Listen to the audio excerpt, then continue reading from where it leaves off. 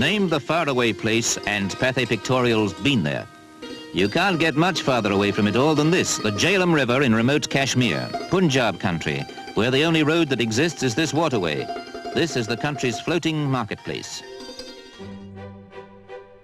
For more than 60 years, the newsreel company Pathé captivated British cinema-goers by distributing film travellogues that featured ravishing images from all over the world. There was no question that many people's window on the world was what they saw in the cine magazines and in the newsreels. It must have given them this kind of encyclopedia, visual encyclopedia of the world. Throughout its history, Pathé's intrepid cameramen captured how people lived, worked and played.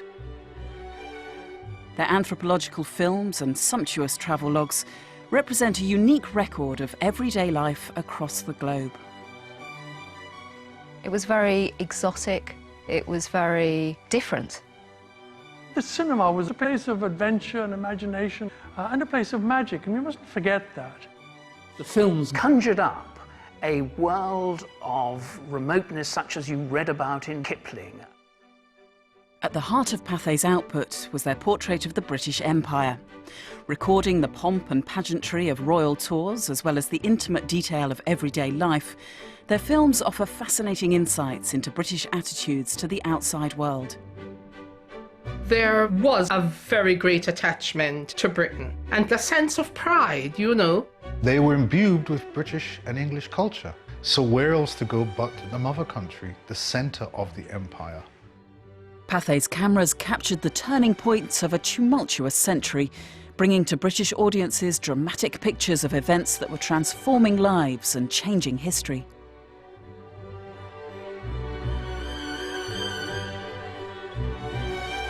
It is very important to document what you've done, these wonderful moments in people's lives.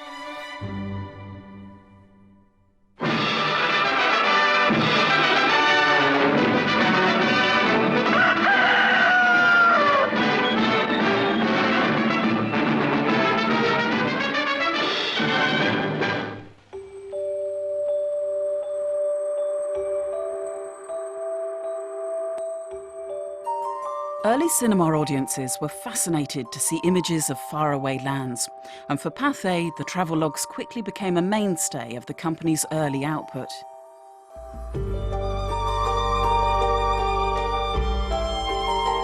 Before the cinema was invented, those intrigued by foreign cultures would attend lectures, illustrated with colour slides projected by a device known as a magic lantern. Magic lanterns were the biggest form of entertainment all over the world in the late 19th century. You could pop round to your local church hall or theatre and you could see a journey. You could be taken on a journey by somebody who knew. It's really not very different from travel today, where you get a guide showing you around. The appetite for this kind of armchair travel shouldn't be underestimated. I mean, there were hundreds of thousands of homes that had their own lanterns. So in a way, early cinema had to sort of prove that it could do the job as well. But the pioneers of cinema had an advantage over the rudimentary projection of the magic lanterns. The film camera's ability to capture movement made Pathé's early travellogues irresistible for audiences.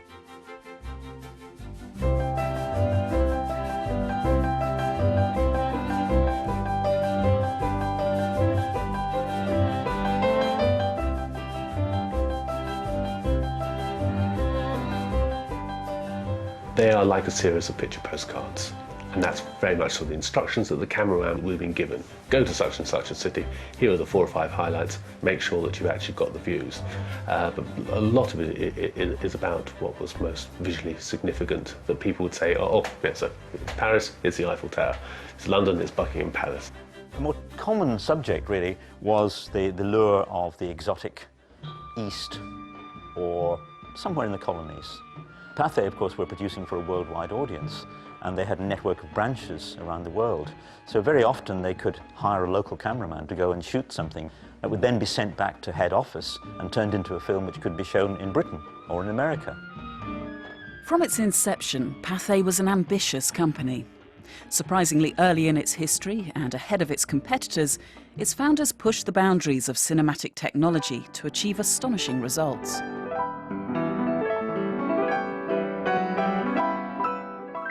As early as 1905, Pathé adapted methods that had been used to produce images for magic lanterns and brought colour to moving pictures. Often, their choice of subject was ideal for creating groundbreaking special effects, as with this adaptation of the exotic tale Ali Baba and the 40 Thieves.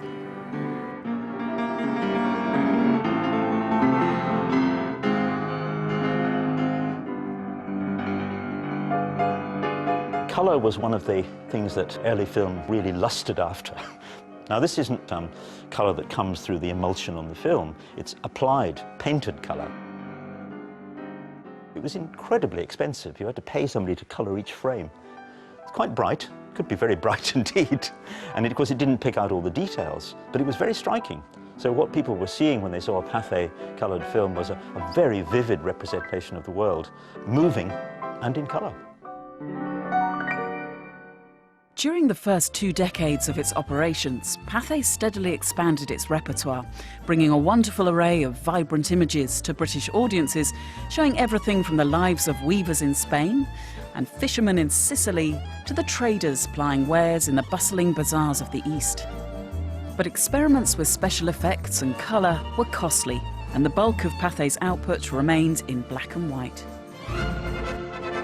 In the early years, there was one subject which dominated the British newsreels. Cinemagoers avidly consumed news of the royal family, in particular their activities abroad.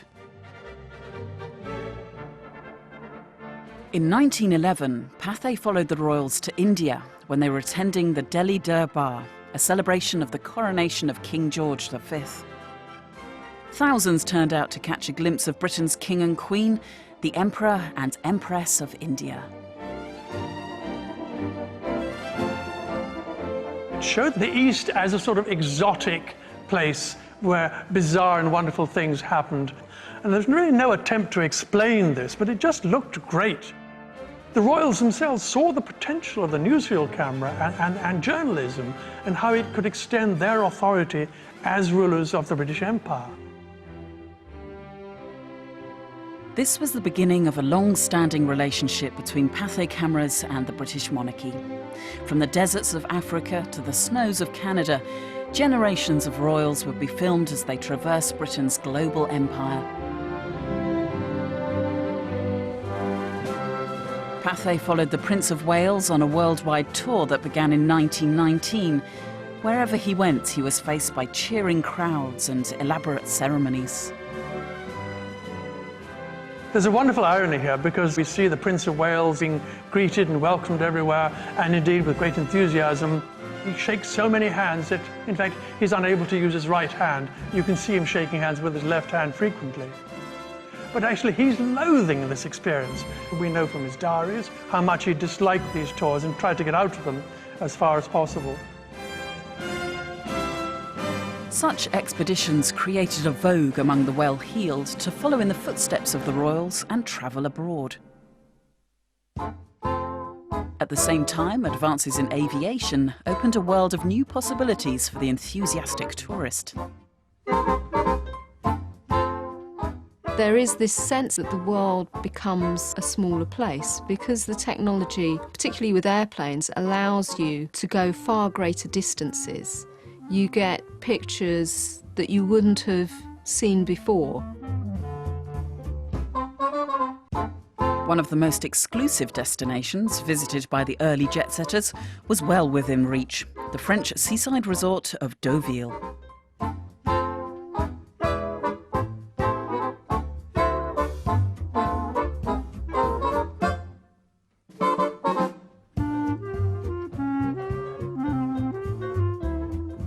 Deauville was a very elite, selective area in which you could do horse racing and visit the beach. So it was very exclusive.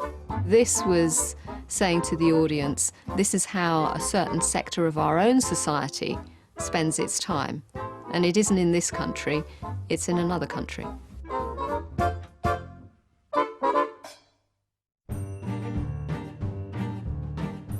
Interest in foreign travel was by no means the sole preserve of the wealthy.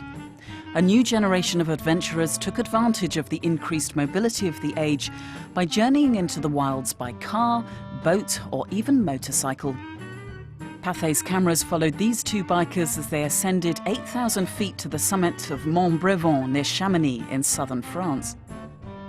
When you think about how long ago these clips were made and the shock of some of the places and some of the things that these adventurers were looking at and sharing with the audience, it must have been fascinating to watch.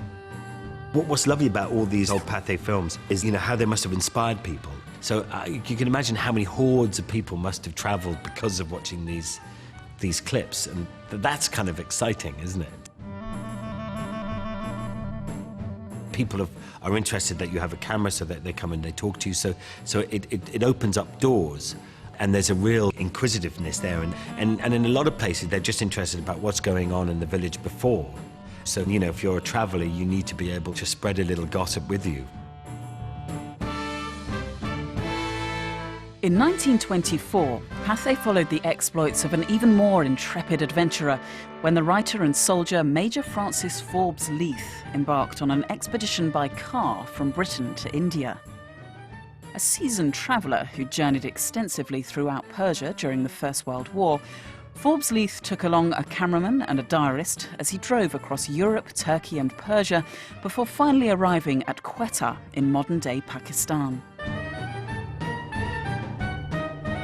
Major Forbes Leith really does experience the whole spirit of adventure, right from people helping him to drag him out, to donkeys over mountains and deserts to go off on his adventure and come back and tell the world.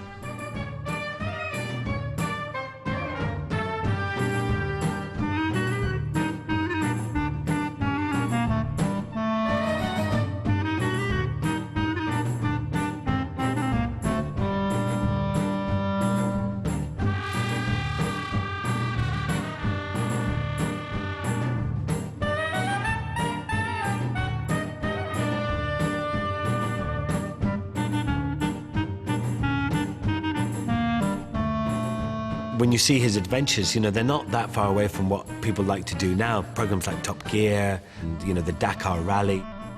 People like to get down and dirty, and have their adventure and maybe not wash for a couple of days. It's always nice. It certainly makes the shower that you have, 3 or 4 days later much nicer. You certainly appreciate it.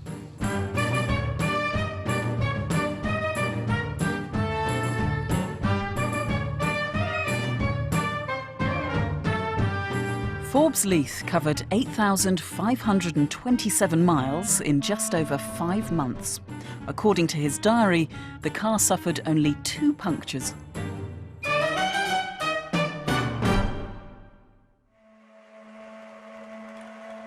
Pathé's camera crews travelled ever further as they sought to satisfy the appetites of British cinema-goers for images of unfamiliar people and places. In 1929, audiences were gripped by this film, recording a journey through the island of Borneo. The expedition brought the film crew into close contact with a then unknown tribe, a people inaccurately described in the film as pygmy cannibals. Some of those images are incredibly ethnographic. The actual raw footage is fantastic. They really were the explorers of the 20th century. They were the people going there intrepidly, getting the shots, and finding ways of getting it back to Europe. There are very rare and valuable images now, even though they might have been compounded into something which is a bit crass in the way that it's presented. Let's say you're seeing a tribal group sitting down to a rather unappetizing looking meal, and the title will say something like, "Not quite like tea at the Ritz." But it is a way of making a connection with the audience. These intriguing and occasionally shocking images were very different from what people had grown to expect to see at the cinema. The appeal of ethnographic films encouraged Pathé's filmmakers to journey to ever more remote corners of the world. In the early 1930s, they travelled to the Australian outback to study the lives of the Aboriginal peoples. Entitled The Stone Age Men of Australia, this film follows the work of a group of anthropologists from the University of Adelaide. Many of these natives had never seen a white man and bolted when the aeroplane landed. Little do they realize that they are going to be measured and studied that satisfy the ends of science the world over. To create a friendly atmosphere, a glossary of names is taken by means of signs. He now becomes a numbered specimen, and measurements are taken of his head. The skin, having been washed, very necessary, is then matched for colour. No, this is not the fingerprint department. Impressions of the hands being taken in an endeavour to place the aboriginal's position in the relative scale of human development. The Abo's ability to draw is not even elementary, but on the other hand, being born trackers, they are able to copy tracks in the sand with a few deft movements of the fingers. It makes you cringe now when you see these films and you hear these terms like Abo being used about people's, you hear they can't draw, and yet, Aboriginal art today is, is highly prized. Sort of crude assessments. You might almost call it colonialism by camera. You can see the camera capturing subject peoples. Equally disquieting is a Pathé film that followed the work of missionaries on Australia's Bathurst Island. Belonging to a series called Antipodes Calling, it features a commentary that reveals much about some of the attitudes of the time. A jewel set in Australia's northern seas is Bathurst Island.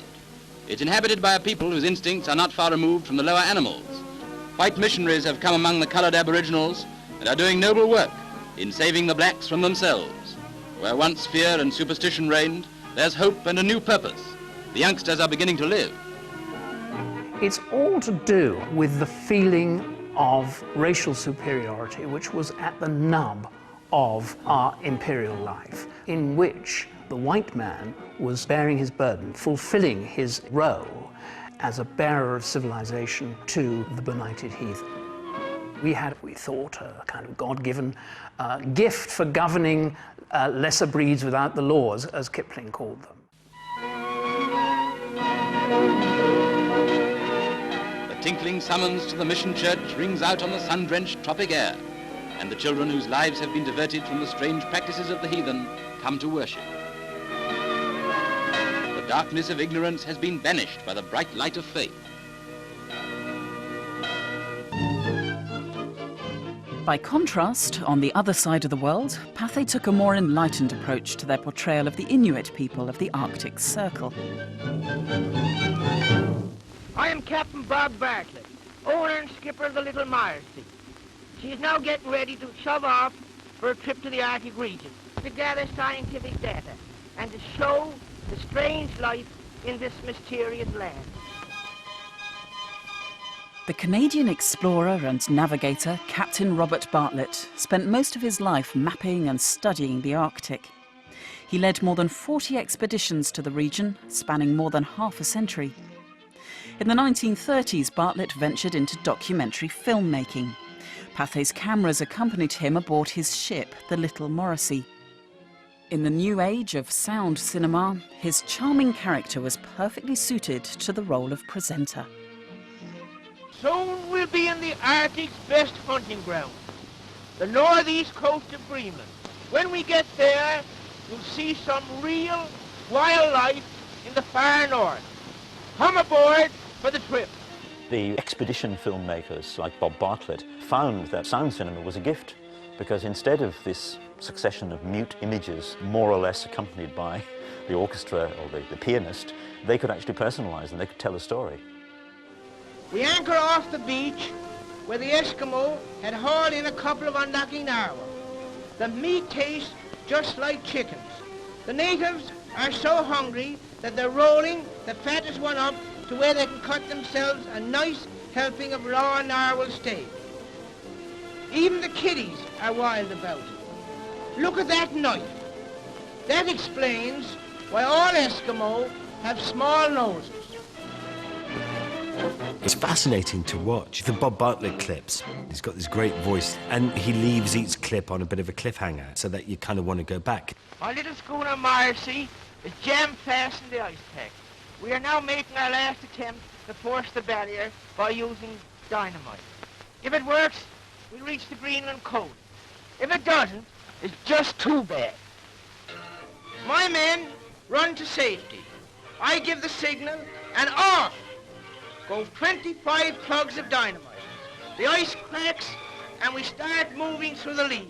You know, no one remembers the easy days, but, you know, everybody remembers the bit where you've had to go through rivers and you crashed, and that's the same for Bob Bartlett. That's what people want to see. On our way, we run smack into a living storm of wind, which whips the ocean into fury. My staunch little Morrissey buries her gunwale as she heels over. Sailing close haul with my rails awash, I keep her headed for Reykjavik, our only haven. By 1933, Pathé had established a global network of distribution agencies. This allowed the company to produce a series entitled Round the World, which was made in conjunction with a cruise liner, the Empress of Britain.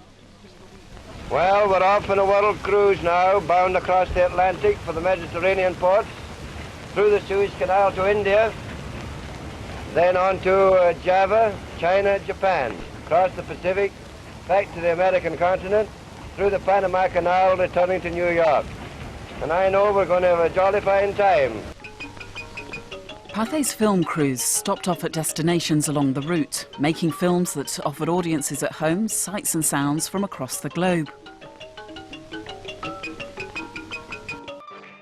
A single episode could introduce the audience to dancers performing a tarantella in Italy and men worshipping at the Wailing Wall in Jerusalem. To keep their audiences excited about future instalments, at the end of each episode, Pathé offered viewers a taste of where their cameras were going next. This film concluded with footage from Egypt showing the dance of the whirling dervish. Banned by the authorities of Egypt, the fanatic dancing dervishes often perform the zikr ceremony, their famous whirling dance in the seclusion of the desert. It's their main ceremony, an emotional chant and movement which continues until the chief dancer works himself into sort of a cataleptic state. The dance is approaching its climax, and if the dancer is disturbed now, it's likely to mean his death.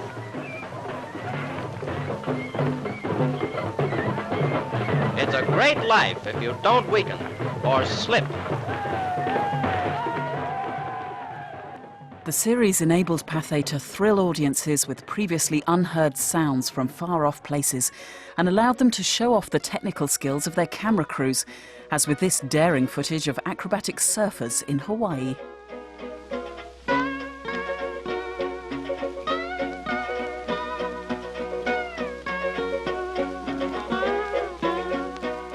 Being a film cameraman was a pretty dangerous business. I mean, you really were out there with equipment which was quite rugged, but it needed looking after, and you had to be absolutely self-contained. It was a small, tight unit, and the cameraman did everything.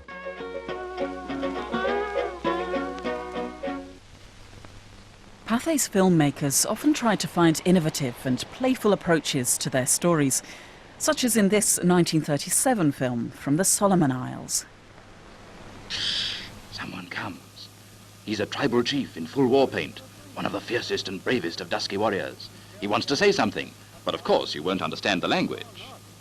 Hello, everybody. 35 years ago, my grandfather was one of the great headhunters in the islands of Rovian, and also my father. By the coming of the Methodist missionaries in the Solomon Islands 35 years ago, they show us a new life of civilization, and we are able to sing and to play games and also to play a musical instrument. In the 1930s, when these films were made, the British Empire covered a quarter of the globe. For the most part, Pathé's filmmakers were enthusiastic champions of Britain's imperial ambitions. Several films show how the Empire imposed British culture and values on the colonies and demonstrate how commercial opportunities were being exploited by British settlers.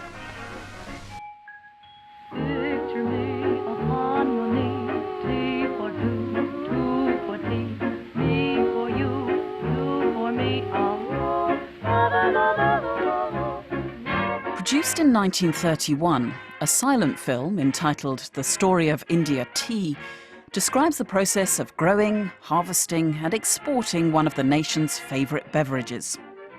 But when they examined the lives of India's tea pickers, the filmmakers were economical with the truth. The British tried their best to demonstrate that Whereas other empires were exploitative and so on, the British Empire really stood for freedom. It was the greatest thing since the Roman Empire, and it was going to go on in perpetuity.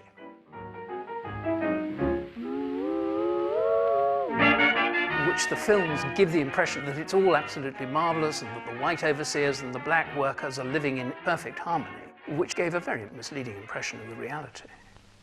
This is indentured labour.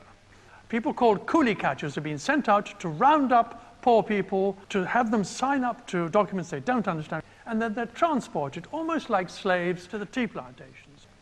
Well, it's one of the great scandals of the British Empire. I don't think there's any realization on the part of the cinema audience that what they're seeing is anything but what appears on the screen. They're totally unaware of the reality of this exploitation.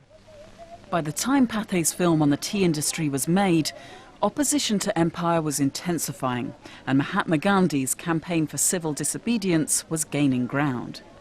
Everything changes with the arrival from South Africa of this young Indian lawyer, Mr. Gandhi, the man that Churchill will call the half-naked, seditious fakir. This is the man who will energize the protest movement and turn it away from violence in a quite remarkable, unique way. The British authorities had no idea how to handle Mahatma Gandhi. They simply saw him as a subversive agitator.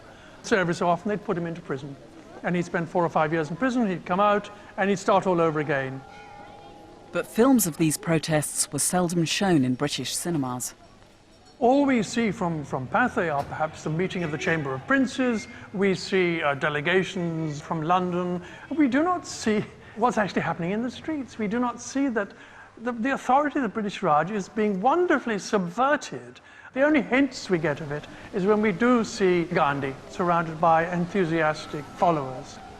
Eventually, we get the British admitting that they are no longer going to be able to rule India forever, and they agree to start giving Indians shared government from 1935 onwards. So the writing clearly is on the wall. India will have independence, but not yet. And then, of course, the Second World War comes up and everything changes. When war was declared on Germany in 1939, Britain's colonial forces, including the Indian Army, were mobilised. The focus of Pathé's overseas operations shifted dramatically. Beautiful images of exotic travelogue destinations were replaced by scenes of violence, devastation and destruction. From the 4 corners of the earth they come, men from the far-flung British Empire upon which the sun never sets. African troops of the desert lands are in the front line in the defense of democracy. They are not conscripts, but volunteers who have found the Union Jack worth living under and worth fighting for.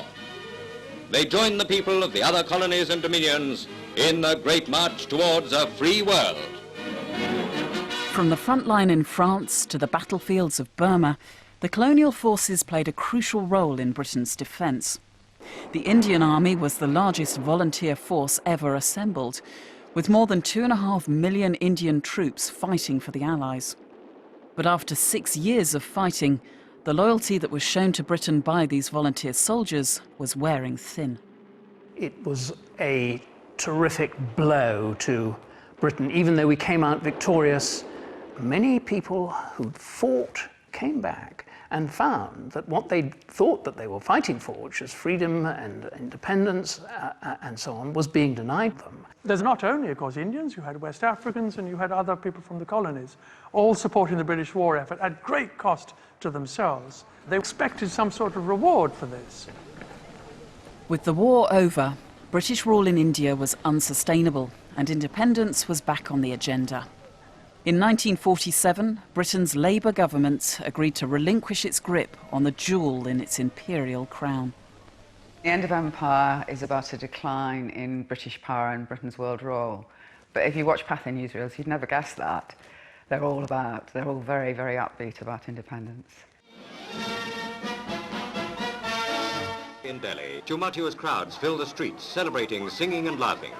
Police were called out many times to restore order, where everyone ran wild with joy. Part of the message is that this has been long planned. It's like the culminating moment. And there's very little reference to the anti-British resistance in India, the nationalist movement. So it's almost like the newsreels present this as a British initiative rather than that the countries have fought to get their independence. Actually, we couldn't hang on to India, that was the truth of the matter, and so the newsreels were essentially, in portraying it as a triumph, they were misleading.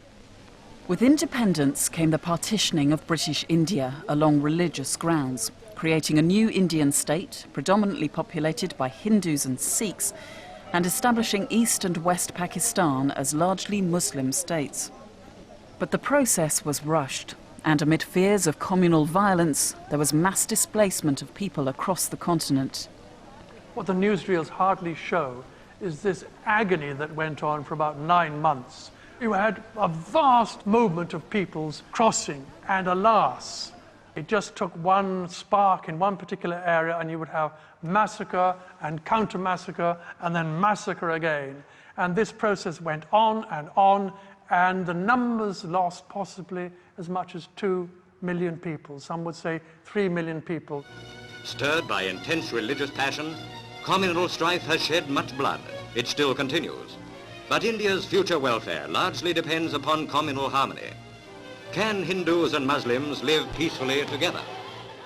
During the past 200 years, the British gave India law and order. They built roads and railways. They irrigated the lands. Britain has fulfilled her mission. It is for India herself now to make her destiny. As Britain began its long retreat from empire and entered into new relationships with its former colonies with the establishment of the Commonwealth, Pathé's foreign coverage began to change. By the late 1940s, the company tried to cheer up audiences in a Britain of ration books and austerity. Light-hearted travelogues were Pathé's response to the country's post-war gloom. One of their films featured the work of a new company which used converted military aircraft to ferry passengers and their vehicles across the Channel. Europe was once again a holiday destination rather than a war zone. No need to thumb a lift in these motor scooter days, especially when a girl's heading for something really uplifting. Jill, June, Jane and Jean, like all jays, are migrating birds. They're scooting off for a half-day holiday in France. Neat little models, eh? 12 stone, that's all they weigh. And what a chassis to delight the eye. The scooters, we mean. More motorcyclists are going for a spin across the briny than ever before. It's an idea which appeals to a girl who's slender in the purse as well. Under a fiver is all it will cost each of these lovelies to take her scooter to the continent and back. For many people watching in the cinema, a trip to the continent costing a week's wages was beyond their means. Even so, films featuring young and attractive people and a relentlessly upbeat commentary offered a welcome escape from ordinary life. It's one thing for a girl to go places fast. It's quite another for her to make up her mind just where to go. But all ways in France are pretty inviting. They're not due to return home for 5 hours, so if it's touring they want, they'll be able to cover 180 miles at a steady 45 and still have time for a stroll along the plage. With the advent of charter flights in 1950, it was the French island of Corsica in the Mediterranean that became the destination for Britain's first package holidays. In the same year, Pathé produced a film entitled Corsica Holiday, a travelogue with dramatised sequences that tells the story of a young British woman swept up in a holiday romance. What do you do? Michel asked in comic English. I tried to demonstrate that I was a secretary, but he couldn't get it. So out came my phrase book, and after that we got along fine. Ours was a perfect holiday friendship. We talked a lot, went for long walks in the eucalyptus forests, and made plans to meet again sometime. Yes, we were becoming fond of each other. Perhaps that was the best day of all. The sea roared and the sun shone. We seemed to be the only people left in the world. Another romantic couple featuring prominently in Pathé's films at this time was the newly crowned Queen Elizabeth II and the Duke of Edinburgh.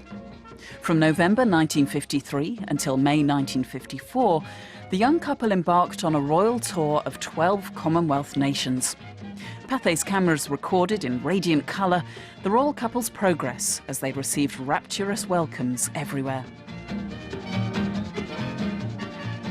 newsreels go in for spectacles, and there's nothing like a celebration or a centenary or an anniversary or something of that kind with the flags and the drums and all that colourful spectacle. The Queen was the best advertisement for Britain that you could possibly have, particularly because she didn't look like an advertisement, she looked like herself. She gave a positive impression, she was wholesome. Royalty reinforced both local patriotism, British patriotism, but it reinforced Commonwealth patriotism. It's a very youthful, fresh kind of image, and the idea is that Britain is being rejuvenated.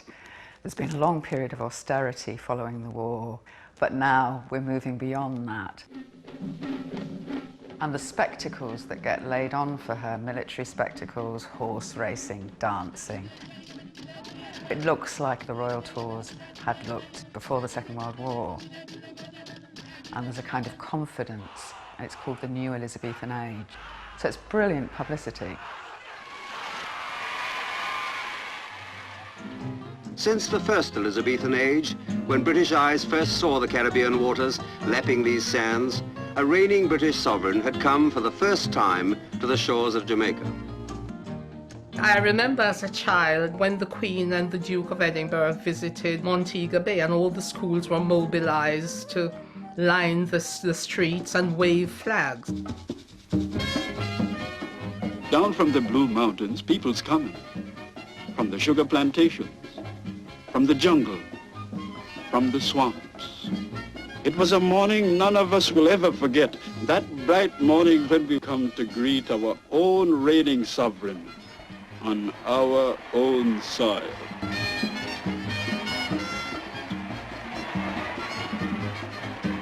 There are about 1.5 million of us in Jamaica, mostly colored people. But many of us are from England, Scotland, Wales, and Ireland. Also Jewish people, people from Europe, from Spain, and many from Africa. But for all of us here in Jamaica, there is but one queen, the young Mrs. Queen Elizabeth. There was, in fact, a very great attachment to Britain. And a pride, a sense of pride, you know. There was a feeling of mother country. So there was that great link to empire. At a time when Britain was suffering severe labour shortages, workers from the Commonwealth countries the Queen visited were actively encouraged to come to Britain and help the mother country recover from ravages of war. The Empire Windrush brings to Britain 500 Jamaicans. In Jamaica, they couldn't find work. Discouraged but full of hope, they sailed for Britain. This was probably the first documentation of post-war Caribbean migration to Britain. A ship called the SS Windrush was taking back demobbed West Indian servicemen who had fought during the Second World War. They arrived in the Caribbean, realizing that the conditions there were worse than here, and they came back to Britain. They were imbued with British culture. So where else to go but the mother country, the center of the empire? Now, may I ask you your name? Lord Kitchener. Lord Kitchener. Now, I'm told that you are really the king of calypso singers, is that right? Yes, that's well, now, will you true. sing for us? Right now. Yes. London is the place for me. London, this lovely city. Now, why have you come to England? To seek a job. And what sort of job do you want? Any type, so long as I get a good pay. Post-war Britain was in a bad way. A lot of these people had been invited. So you had a government who needed migrant labor, yet it hadn't really dealt with it in terms of its electorate about these people were arriving. They had fought for us and died for us in the war, but now they wanted to come back as immigrants? Oh no, we can't have that. So there was a lot of racial tension. There were government initiatives to help integrate migrants into their new homeland. In 1955, Pathé's news cameras captured couples attending a dance that was open to everyone. And in subsequent newsreels, their commentaries often emphasised the positive aspects of integration. There's no colour problem at Ring Cross Infant School. Mrs. Yvonne Connolly has to be thanked for that. But there's an awful lot of love, most of it for her. When Jamaican migrant Yvonne Connolly became Britain's first black female head teacher, Pathé covered the story, but left out the racist threats that followed her appointment. I think I was about the only head teacher who had a minder to take me into the school on the morning because they had threatened to burn the school down. Then I had racist letters from the National Front with photographs cut out of the newspaper, crossed through with racist things which said, "You are taking up a place in England. Why don't you go back to your country? We don't need you here." But at the same time, I also had letters from Black Power, sort of saying, now you just remember you're appointed only and only for black kids. But I saw my role as being a head teacher for all the children in the school, whether they were white or of mixed race or black. Since she took over the headship of the school, she has brought a new vitality to it. Her children from many parts of the world mix happily, unaware of prejudice. We could learn a lot from them. While its newsreels were recording the lives of new arrivals to Britain, Pathé's travel logs followed the increasing numbers of Britons travelling overseas, often to the very places that the migrants had left behind. Everywhere the beauty and brilliant sun of the tropics that bid us linger at every stage of the world's most perfect island-hopping holiday. Blue skies, sun-warmed seas, scenery of incredible beauty. These are the unspoilt charms of the Caribbean islands. To tour these islands, to explore their landscapes and their coral reefs, is to enjoy an unforgettable experience. Throughout the 50s and 60s, Pathé produced scores of short colour travel logs, presenting the tourist destinations now available in an era of mass air transit. From Acapulco to the Alps, Pathé's cameramen tried to capture every distinctive quirk or curiosity. One cable railway can take you to the very summit of the ice-clad Stockhorn, but without needing to walk or climb a tricky step. You can go even further by Snowcat, and all you need is a nose shield.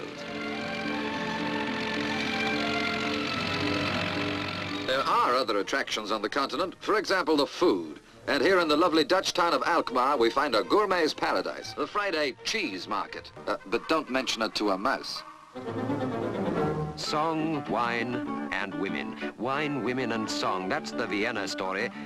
Anton Karas and his zither might still be here. Anton Karas? What have I said? These colourful films helped to popularise foreign travel. By the late 60s, the number of Britons going abroad each year had soared to 5 million. And 1967 was named the International Year of the Tourist. Our visit now is to the island of Grand Cayman, but with another camera to keep an eye on our cameraman, for this romantic setting is known as the Island of Women. After cribbing some of their trade secrets, we thought it only fair to pass on some of ours. As foreign holidays became more accessible, Pathé's travelogues expanded. Many became thinly disguised adverts after Pathé offered high-profile businesses the chance to promote themselves on the big screen in return for sponsoring their films. This one, made for the British Motor Corporation, extols the joy of a driving holiday through Switzerland in a Wolseley 1500. We were soon ascending the Schwargau Pass, which, long as it is, was no trial for the Wolseley 1500, which swept up it. Many multinationals and industrial corporations were seeing film as a means of public relations. And every firm in Britain, from the big nationalised companies to small companies, feel that they should have their own little cine magazine. With a similar emphasis on escape, this film made for P&O captures the delights of a family cruise around the Mediterranean. To any normal person, there is nothing in the world quite so fascinating as a great ship. The 30,000-ton Arcadia is one of several giant liners cruising regularly from London or Southampton. All cruising liners have a lot of decks.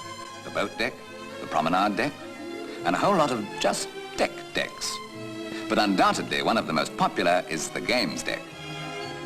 But not all of Pathé's sponsored travelogues were about holidays and escape. Many of these films don't stress so much the production, but stress the history of the place that they're in and the progress that industrialisation is bringing to that place. Ageless Iraq is no longer a remote, isolated country. Today, she is a main junction linking the East and West. This film was made by Pathé in the 1950s for the Iraq Petroleum Company, part owned by Anglo-Iranian Oil, which became BP in 1954. Iraq's natural wealth is oil, untapped until this century. But now her oil fields are being continuously developed. And the revenue from this new wealth is being used to create more wealth for the betterment of the country. The film is 20 minutes long, but only 30 seconds are devoted to the oil industry. Instead, it focuses on Iraq's people and antiquities while telling the story of its transformation into a modern country. For all these young people now, there is the chance of a good education and of good health. Their fathers had to tramp for miles through the dust of summer and the winter's mud to the few primitive schools of their day. Now new schools and colleges are giving the youth of the country a proper start in life. Oil is what it's all about, and oil is hardly mentioned. Now we can only look on that film with a sense of irony, of what's happened since. Because there are scenes there that are lost forever, which wouldn't have been preserved but for that film. This was the great Ottoman Empire, which itself was the descendant of the great Arabic empires. It was the Muslim heartland. And the British and the French, and to some extent the Americans move in, and they set up their own little puppet rulers. Because remember, at this time, Saudi Arabia had not yet discovered its oil fields. Saudi Arabia is not in the picture. It's Iraq and Iran, two countries that the Americans and the British are determined to rule over and control.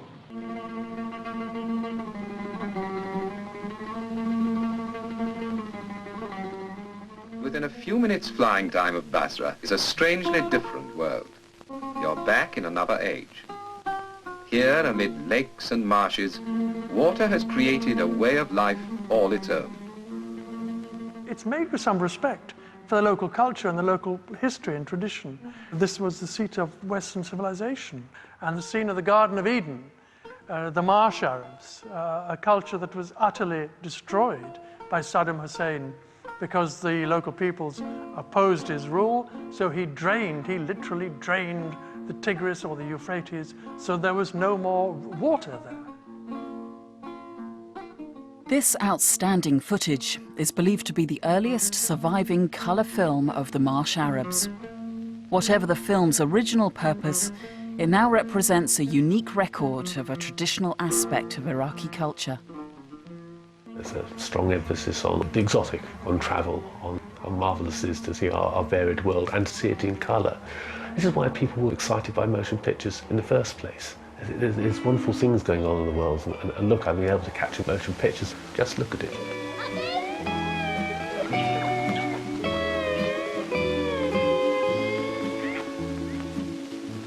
Pathé's filmmakers invariably captured wonderful images, but their reporting of pressing political issues was far more uncertain.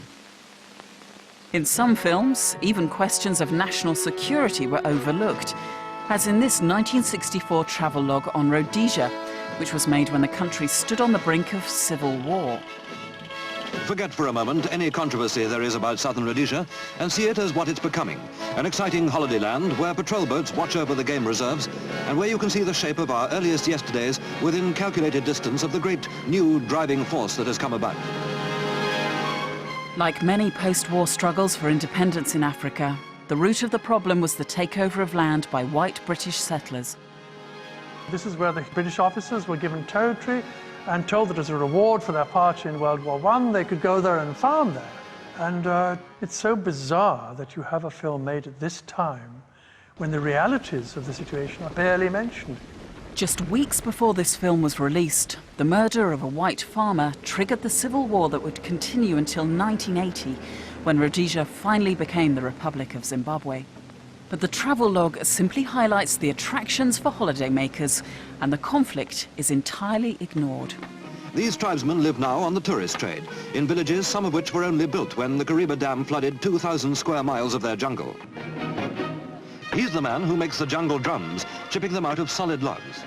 But that's a craft that will never be lost, because the drum is something that the Africans have given to the whole grateful world. The drums and the most ancient modern rhythm of the dance. I think the film companies had lost their way at this time. I don't think they knew quite what their role was. Was it to represent reality in all its harshness, or was it some kind of fantasy land that they really were there to entertain and to amuse the Saturday afternoon movie audience? Perhaps it's too easy for us now. We can look back and we can criticize the filmmakers and say, surely they could have done a better job. But perhaps they were kidding themselves. Escapism is always the easy way out. Looking for new ways to boost their popular appeal, Pathé had started making travel logs that put the experience of ordinary British travellers centre stage. Many were produced by the seasoned filmmaker Terry Ashwood, who'd made his name behind and in front of the camera during the war, when he filmed on the front line with the 8th Army in North Africa. After the war, Ashwood continued to travel, but in his peacetime adventures, he was joined by his family. From 1956 onwards, he made a series featuring his daughter, Gay. In the years ahead, Gay starred in a dozen Pathé travelogues, making her debut in a film entitled A Schoolgirl in Egypt. For little Gay, it is going to be an exciting day. In a few hours, she'll be in Egypt, the air hostess tells her, seeing for herself all the famous sights and buildings from her picture book at school.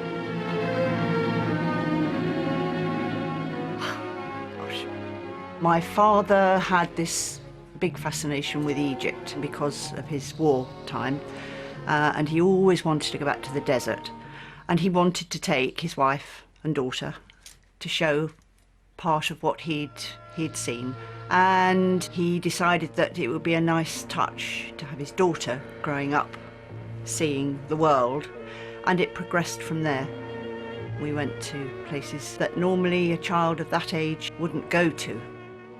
Egypt is all things to all men, it has been said, but for a little schoolgirl, this strange ancient country is 3 lessons rolled into one: zoology, geography, and history. And I remember going to places where they hadn't seen a young girl with long blonde hair. When we went to North Africa, walking down the sort of souks and things, and they just used to stare. Morocco today is a land of contrasts, but in marketplaces like this, time seems to have stood still for over 1,000 years. I remember that. Oh, dear.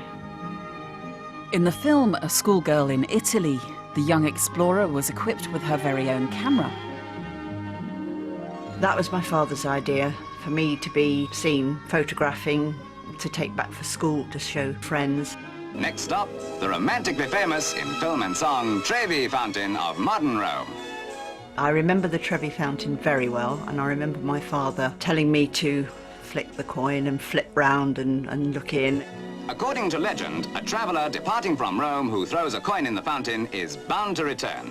We don't know whether that's true or not, but there's no harm in gay wishing. It became the norm. It was natural. It was just normal to do, and Father would say, right, well, this year we're going Caribbean or wherever. It just became part of my life. Israel is a palm tree paradise. Here in this Mediterranean-washed land of sunshine, there's every opportunity for the sun-soakers to energetically enjoy themselves. But not all the attractions are on land. At Eilat, Israel's southernmost point, the Mask and Flipper Brigade have found a new and colourful world to explore, underwater.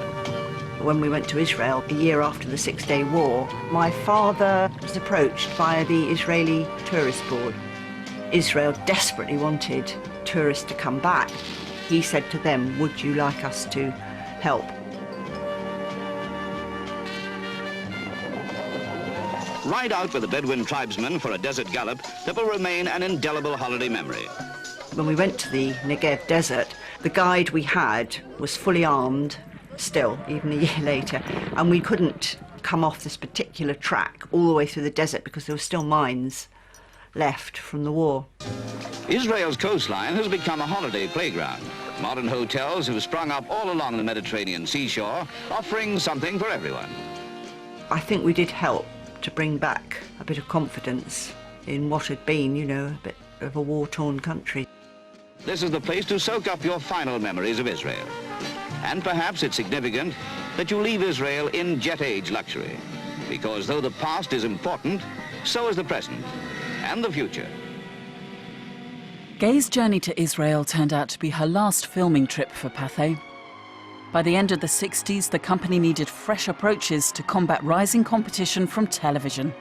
They used widescreen and Technicolor film to cover major events, such as Pope Paul VI's pilgrimage to Jerusalem and the maiden flight of one of the great icons of European engineering. For Concorde 001, this was the chance to prove she was the super bird everyone had hoped and worked for. This was it. But it wasn't enough to arrest Pathé's decline. They've got an assured market and they're making a lot of money from it. So they start losing touch with their audience, and by the time they're regaining that touch, things have moved on. You've got television, so they don't have that monopoly anymore, and it was no longer financially viable. Before television became a mass medium, there was no question that many people's window on the world was what they saw in the cine magazines and in the newsreels. And it gave shape to the world. And of course it massively shaped television, because so much of what we see on television, the program formats, really do come out of the formats that were developed for cinema. It's very interesting to look at the last few years of Pathé, to think back to the very earliest years. It's almost like they come full circle. They've sort of shed the imperative to report on news at all, and it's the image for its own sake. British Pathé's last foreign report was shown in February 1970. Aptly titled Final Edition, Prelude to a Royal Journey, the film showed life in Australia and New Zealand prior to a visit by the Queen. This is a land of natural beauty and charm. It needs no further embellishment to welcome its queen. The film reached back to those key elements for which Pathé had been known from the very beginning. Travel to exotic places, a fascination with cultures and rituals, and uncovering the treasures of empire. It was a fitting swan song by a celebrated company. Yes, they were uncritical. Yes, they were very superficial. Yes, they were patronizing, but they played their part in not only in entertaining us, but also to some degree to educating us. Although the cinema newsreels withered away, in our digital age, Pathé's legacy lives on. The 90,000 films in British Pathé's archive give us an important and enduring record of life in the 20th century, both at home and far beyond Britain's shores. It's probably going to be hard to underestimate just how influential Pathé newsreels and cinema magazines were on people's view of the world, particularly the world outside their shores. But just because the cameras were there, often in places where the camera had never been before, that's an extraordinary thing.